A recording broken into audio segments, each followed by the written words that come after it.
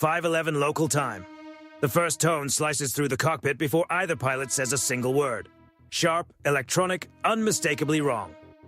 The AH-64 Apache is already flying low over the Strait of Hormuz, skimming the dark blue water with the kind of precision that allows no room for error. Below, the sea is calm enough to mirror the pale light of early morning. Cargo ships move through the narrow channel like floating walls. Heat haze hangs above the surface. Straight ahead, the horizon is clear. To the left, only open distance. To the right, the edge of danger. Then the second alert hits. Captain Reeves never takes his eyes off the flight path. His gloved hands stay locked on the controls as the helicopter holds its fast, low line over the water. Beside him, Chief Warrant Officer Mercer drops his gaze to the sensor display and goes still for half a second. Fast airborne contact. He widens the feed. Then he sees another, and another. 4. The cockpit does not get louder. It gets tighter. The Apache's twin engines keep up a deep, steady growl as the aircraft pushes forward, rotor blades cutting through the humid air with raw mechanical force. This helicopter is set up for armed overwatch, not a clean aerial engagement over open water. Its nose-mounted sensor is sweeping. The chain gun waits beneath the fuselage. Hellfire sits silent on the stubs. But the targets closing in now are small, low, and moving with a purpose that leaves little doubt. Mercer locks onto the lead object as it races in from the northeast, barely above the surface. Too fast for a civilian drone, too stable for random traffic, too deliberate to dismiss. Another contact climbs higher behind it, offset as if guiding the approach. The other two spread wider, angling outward before curving back toward the Apache's path. Not a loose formation. A trap. 4 drones, Mercer says, his voice flat. Possible armed configuration. Reeves banks 2 degrees left, just enough to break the geometry without giving up too much speed. He keeps the nose down. Climbing would paint the helicopter against the brightening sky. Staying low keeps it buried in the visual clutter of the water, but it also squeezes every second tighter. There is no room to drift, no room to hover, no room to think twice. The strait suddenly feels narrow. Below, a merchant vessel pushes through the channel, its wake stretching white behind it. Farther ahead off the port side, another ship looms massive and slow, turning the waterway into a corridor of steel. The Apache is now boxed in by sea traffic, restricted airspace, and 4 incoming drones moving fast enough to become a serious threat. Mercer slews the sensor again. For an instant, the lead drone flashes across the screen. Dark body, fixed wings, clean profile, no ambiguity. Confirmed threat. After that, no one says anything. The first drone comes in low and fast from the right front quarter. Reeves yanks the Apache down and left, rotor tips biting hard into the air as the helicopter drops even closer to the sea. Spray kicks up beneath them. Warning tones pulse again. Mercer keeps tracking, trying to hold the target inside the sensor box, but the drone is small and the background is nothing but glare, motion, and water. Right side, closing. Reeves snaps the aircraft level, then harder left.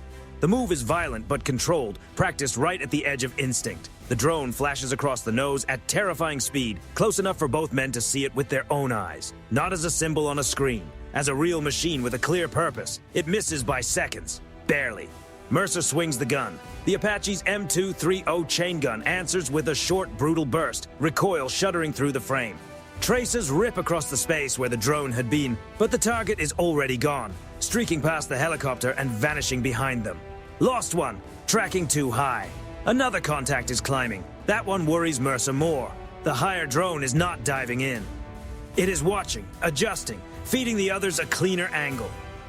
The remaining pair spread even wider now, stretching the Apache's field of view and forcing the crew to choose what to track and what to risk. Reeves reaches for the flare dispense. One strike. Flares burst from the helicopter and trail behind in burning arcs, bright against the dim morning sky. There is still no clear missile tone, no certainty about what exactly the drones are carrying. But at this altitude and this speed, certainty is already a luxury they do not have. The helicopter surges forward. Mercer catches the third drone for half a second as it cuts in from the left side, low and fast, skimming so close to the water that its shadow flickers across the chop. The fourth stays farther back, high enough to guide, patient enough to wait. This is coordinated. This is not harassment. This is not a warning pass. This is a direct strike attempt. The lead drone circles wide for another run. The second starts angling inward from above. Mercer's display fills with crossing lines, threat cues, unstable returns. Reeves keeps the Apache low, forcing every move through the smallest possible gap between ships, sea, and sky. The helicopter is still flying, Still armed, still in the fight, but now the enemy has rhythm. Mercer zooms in once more on the nearest target. This time, the image sharpens just long enough. He sees the shape under the fuselage. He sees the mounting point. He sees enough. "Armed drone," he says. No question. Reeves does not answer. He throws the Apache into a harder bank as the first real attack run begins. Ahead, the Strait of Hormuz tightens into a corridor of steel and light. Behind them, 4 drones close in. And over the water at 5:11 in the morning, the fight finally begins. 5:13 local time. The first attack run does not end when the drone misses. It resets. That is what makes it dangerous.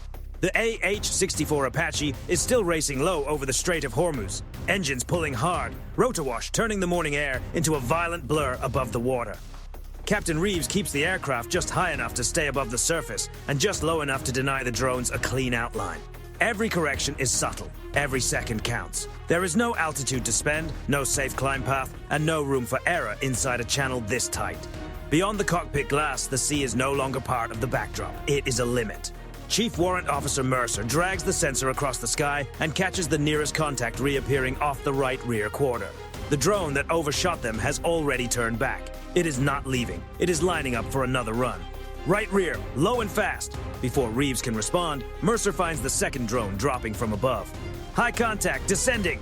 A 2-axis attack. That changes everything. One drone stays low, forcing the helicopter to brake laterally. Another comes from above, forcing the crew to guard against a dive. The other 2 remain spread wide, holding enough distance either to close in or to keep shaping the geometry of the attack. This is not a blind rush. Whoever launched these drones designed the pattern to split the Apache's attention and shrink its reaction window. Overland, Reeves might have used terrain, buildings, or elevation to disrupt the attack. Here, over open water, there is nothing to hide behind except movement. The first drone comes in from starboard, skimming so low that its outline flickers against the glare, reflecting off the sea. Reeves rolls left, then snaps level just as the second contact drops hard from high off the port side. The helicopter lurches with enough force to send loose vibration through the frame. Alarm tones pulse in quick succession. Mercer loses both tracks for half a breath, reacquires the higher contact, then swings the turret back toward the lower one. "Take the low one," Reeves says. Mercer is already moving. The M23 O-chain gun erupts beneath the nose in a short, controlled burst. 30mm rounds tear through empty air, then begin walking closer. The drone jinks unexpectedly, not random, but deliberate. It kicks sideways just enough to slip past the burst by a few feet, then continues forward with chilling discipline. Reeves drops the nose and banks again. The Apache sinks closer to the water than either man wants. Close enough for the rotor wash to smear the surface into ragged white patterns. A tanker farther ahead fills part of the forward view, turning the channel into a narrowing cage.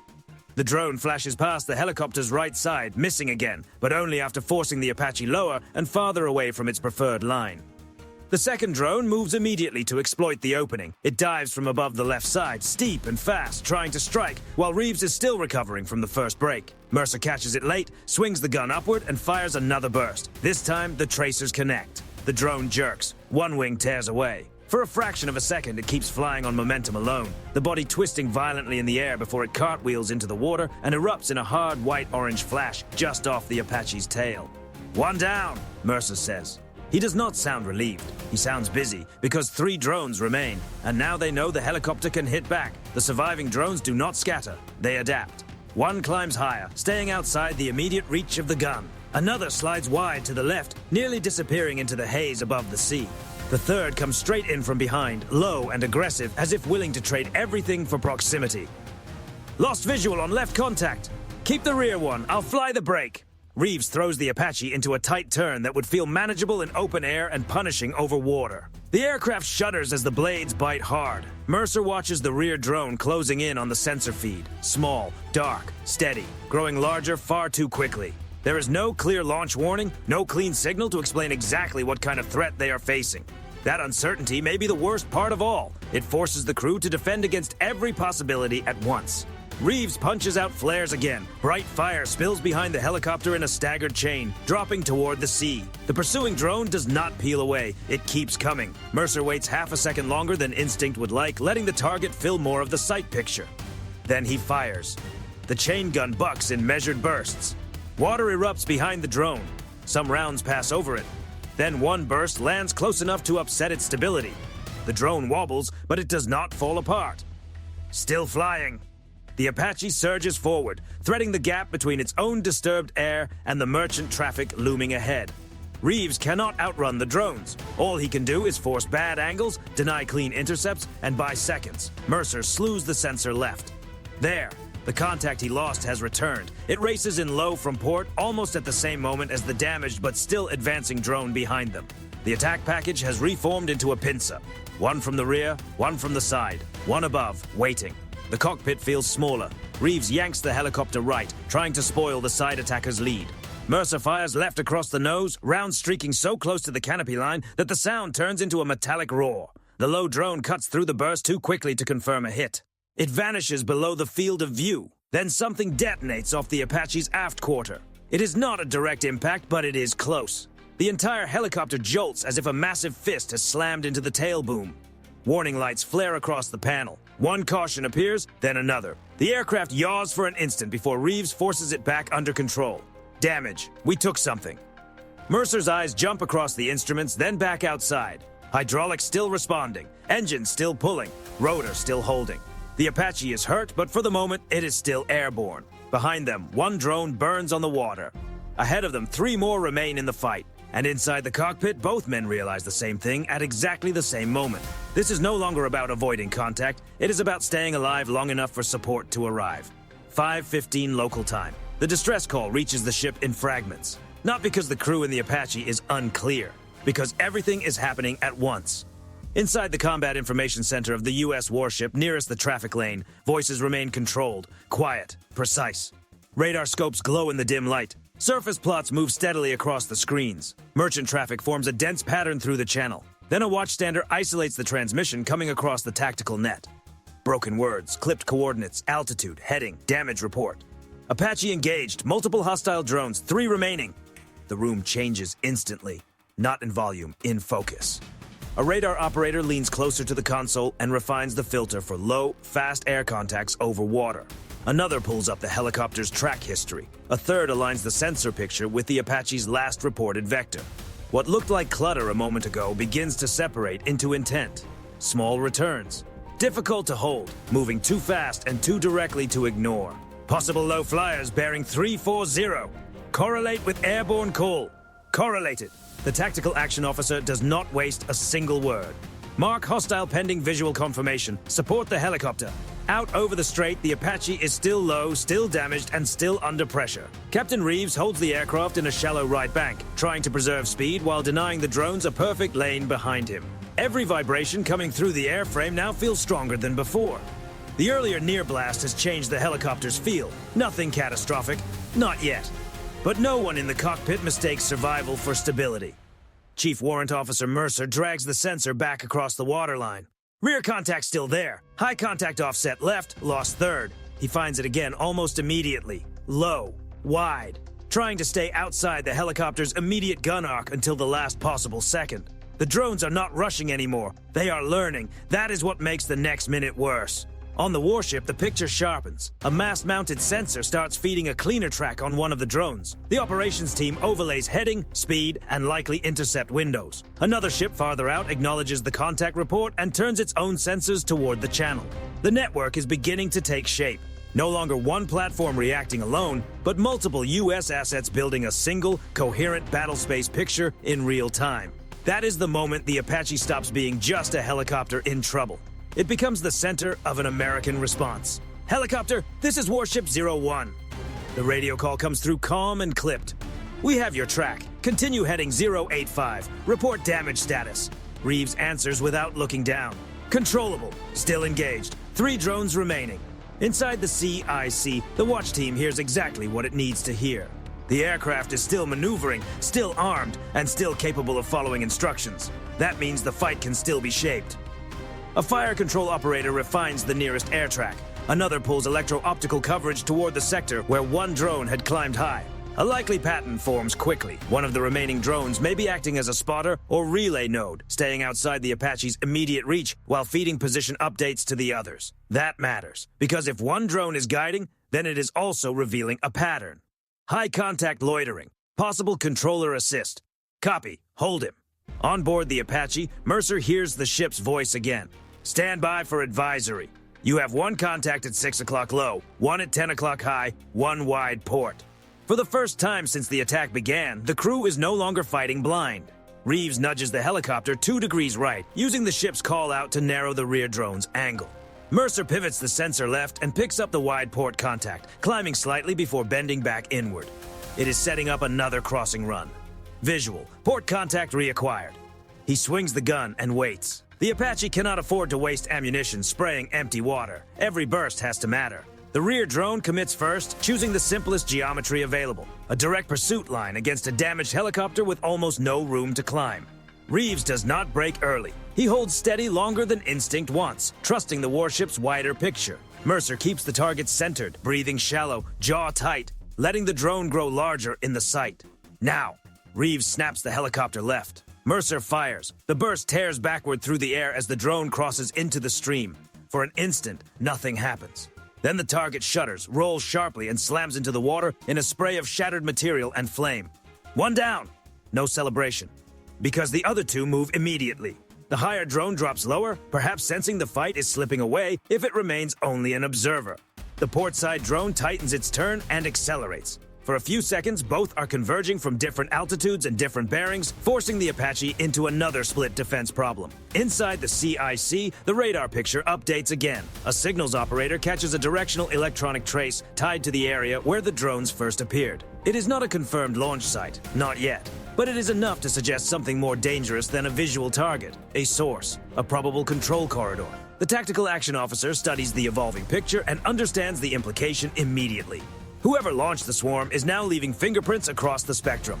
Maintain support to Apache. Continue building origin track out over Hormuz. Reeves feels the aircraft settle for half a second after the kill. Mercer is already searching for the next target. The helicopter is still damaged. The sea is still tight beneath them. The attack is still unfolding, but the balance has shifted. The drones came hunting one aircraft. Now they are being watched by the full American system around it. Mercer zooms in on the lower of the two remaining contacts. The image sharpens just enough to show the drone angling into another dangerous pass.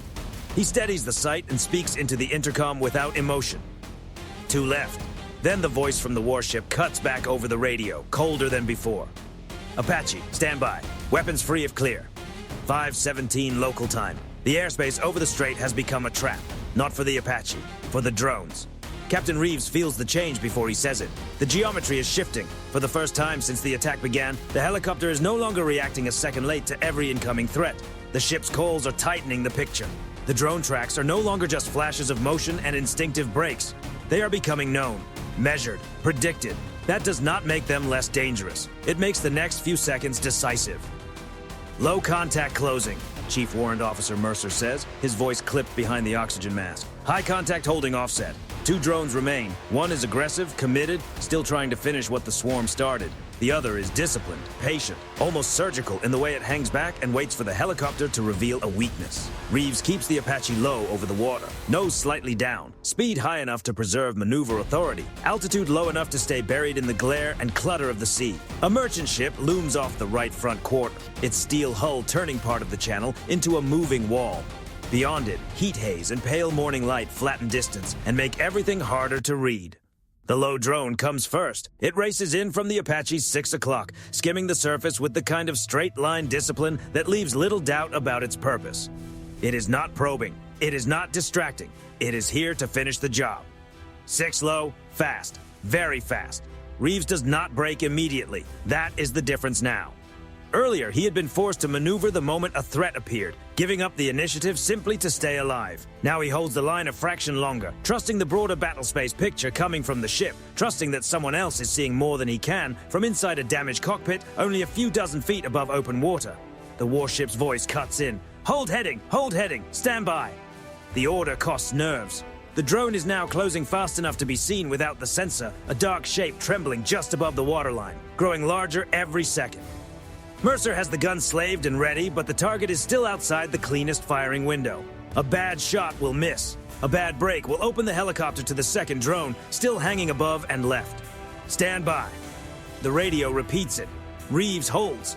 Every instinct inside the cockpit is screaming to turn. The drone reaches the edge of lethal proximity. Now! Reeves slams the Apache into a violent right brake. the rotor disc tilting hard enough to throw the horizon sideways across the canopy. At the exact same instant, Mercer fires. The M230 chain gun hammers beneath the nose, recoil pounding through the airframe in short, brutal pulses. The burst cuts across the drone's projected path instead of chasing where it had been. That is the difference between panic and training. For one frozen instant, the drone stays intact. Then the rounds connect. The fuselage ruptures in a spray of fragments and flame, and the drone breaks apart over the water just behind the Apache's right side. Burning debris skips across the surface of the Strait and disappears into the wake. "One destroyed," Mercer says sharply, but the words barely land. Because the final drone is already moving. It has watched the entire exchange. It has waited for the helicopter to commit. Now it dives, not from directly above, from offset. Smart. It drops in from the port side on a descending line meant to leave the Apache with two bad choices: sink toward the waterline or climb into a cleaner outline against the sky. At first, Reeves catches only a flicker. Mercer sees it clearly a second later, and his stomach tightens. This one is different. He is right. The last drone does not rush the finish. It shapes it. It keeps just enough distance to deny an easy gun solution while steadily bleeding away the Apache's options. Reeves can feel the earlier damage in every control input. The helicopter still responds, but not perfectly, not smoothly. Time, fuel, and mechanical margin are all running tighter now. The warship has the track, but the final engagement is unfolding too close, too low, and too fast for anyone on board to guarantee a clean shot without endangering the helicopter itself. The fight collapses inward again, back to the crew inside the cockpit. Mercer drags the sensor across the drone's path. The image jitters with vibration, glare, and motion blur. The target vanishes, reappears, disappears again. Reeves cuts left, then right, forcing the drone to commit to an approach lane instead of hovering outside the kill zone. The ship's voice returns. "Apache, maintain for 3 seconds." 3 seconds. In open air, that is nothing. Here, it feels endless. Reeves locks his jaw and holds course. 1 second. The drone closes. 2 seconds. Warning tones pulse again through the cockpit, layered over engine noise and rotor thunder. 3 seconds. Mercer sees the angle open. There. He fires. The first burst passes just behind the target. Too much lead, too much motion. He corrects instantly and fires again. This time, the rounds hit head-on. The drone breaks apart in mid-air at shockingly close range, bursting into a white-orange flash that fills the left side of the canopy. Fragments streak past the Apache. One piece clangs off the fuselage. Another spins harmlessly into the sea. The helicopter bucks in the turbulence of the blast, then drives through it. Still flying, still level, still alive. For a moment, the cockpit holds nothing but the sound of breathing. Then Mercer checks the sky again. Nothing behind them, nothing above them, no more tracks. The radio comes back calm and cold. "Apache, threats appear neutralized." Reeves does not answer immediately. He keeps both hands on the controls, eyes forward, making sure the helicopter is truly his again before he gives those words any weight. Around them, the Strait of Hormuz feels strangely quiet. Merchant traffic is still there. The sea is still moving. The engines are still pounding. But the violence has ended so suddenly that it almost feels unreal. 4 drones came for 1 American helicopter. Now all 4 are gone. Mercer lowers the gun slightly and stares at the empty sensor feed where the final target had been only seconds earlier. Then another voice from the warship enters the net, more deliberate than before. "We have probable launch origin." That changes the meaning of everything. The Apache did not just survive the kill zone. It kept the enemy engaged long enough for the Navy to see where the attack came from, 5:21 local time. The first sign that the fight is over is not silence. It is breathing. Inside the cockpit of the AH-64 Apache, the engine noise is still constant. The rotors still hammer the air in a hard mechanical rhythm. The warning panel still glows with cautions that were not there 10 minutes earlier. The helicopter is still flying. That alone feels improbable enough. Captain Reeves keeps both hands steady on the controls and does not relax them. Not yet. A machine that survives a close attack over open water can still fail on the way home. Chief Warrant Officer Mercer sweeps the sensor one more time across the pale sky and the shipping lane below. No fast movers, no low contacts, no new threat cues. Only merchant traffic, sea haze, and the long white wakes of ships moving through the strait as if nothing had happened. Sky is clean. Only then does Reeves answer the ship. Warship 01 Apache. Threats neutralized. Aircraft damaged. Request immediate recovery vector. The reply comes back without delay. Apache, recovery vector follows. Maintain current heading for 30 seconds, then come right to 095. You are clear. Repeat, you are clear. It is the first sentence either crewman has heard all morning that leaves any room to breathe. But relief does not enter the cockpit the way fear did. Fear arrived instantly, sharp and absolute. Relief comes slowly, carefully, as systems are checked and checked again.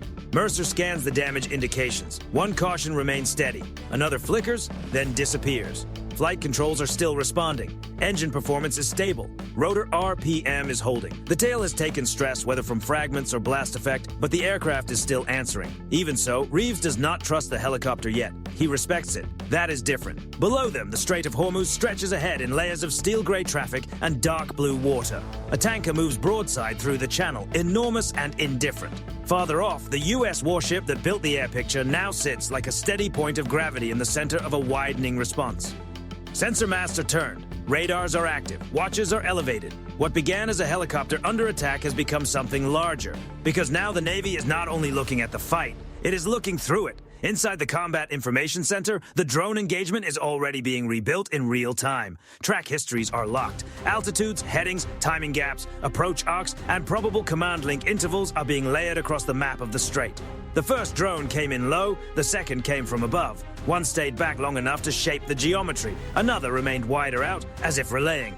None of that looks random anymore. The tactical picture has moved from survival to attribution. A signals operator isolates a cluster of emissions tied to the period just before the first intercept. Another analyst correlates the drone tracks with a narrow corridor extending back toward the Iranian side of the waterway. It is not courtroom-proof. It does not need to be. In combat, patterns matter, timing matters, origin matters, and the attackers have left all three. We have a probable launch corridor, one watchstander reports. Refine it, the tactical action officer says. No assumptions. Build the chain. That is how the U.S. Navy answers a swarm attack. Not with noise, with clarity. Back in the Apache, Mercer finally looks away from the sensor and down toward the cockpit floor, where the change vibration now reveals just how tired his legs have become. His gloves are dark with sweat. His jaw aches from being clenched too long.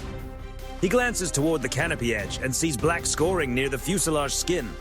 Small fragment marks. Close enough to count. Close enough to imagine the alternative. He says nothing.